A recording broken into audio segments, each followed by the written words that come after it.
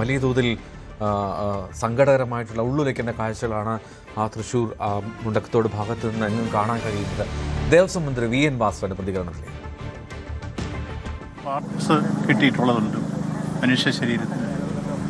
ആ പാർട്സുകൾ നമുക്ക് DNA test നടത്തിയെങ്കിൽ സ്ഥിരീകരിച്ച് ബാക്കി എത്രയെന്ന് അനൗൺസ് ചെയ്യാൻ കഴിയും. അനൗദ്യോഗികമായി 13 12 ഒക്കെ പറഞ്ഞ് പല രൂപത്തിലുള്ള വാർത്തകൾ വരുന്നുണ്ട്. ആശുപത്രിക്കാരോട് ചോദിച്ചപ്പോൾ ആ പാർട്സുകളെല്ലാം അവർ DNA ടെസ്റ്റ് നടത്തി പരിശോധിച്ചതിന് ശേഷം കൃത്യമായി പറയാമെന്നാണ് അവർ പറഞ്ഞത്. ഗുരുതരമായി പരിക്കേറ്റിട്ടുള്ളവർ ബേൺസ് ICയിലേക്ക് മാറ്റിയിട്ടുണ്ട്. ആ ബേൺസ് ICയിലുള്ളവരുടെ ചിലരുടെ തന്നെ ഗുരുതരമാണ്.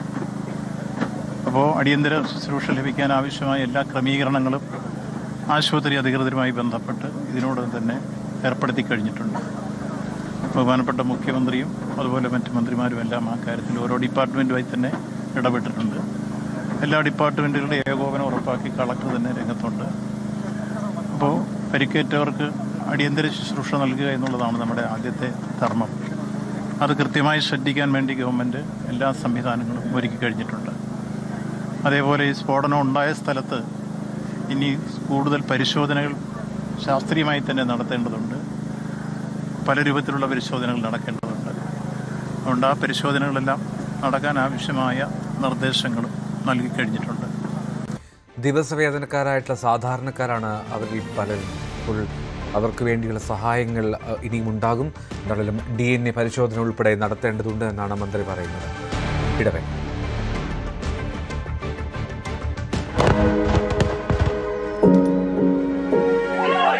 ഞാൻ തിരി എടുത്തിടുക.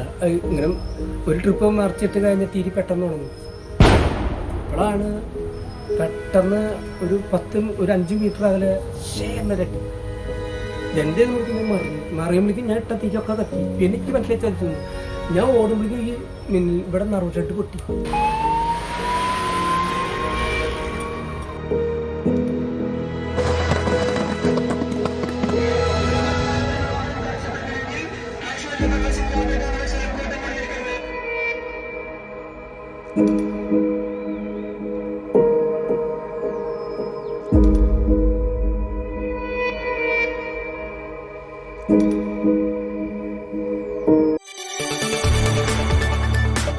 കൂടുതൽ വാർത്തകൾക്ക് News 18 Keralam YouTube channel subscribe ചെയ്യുക.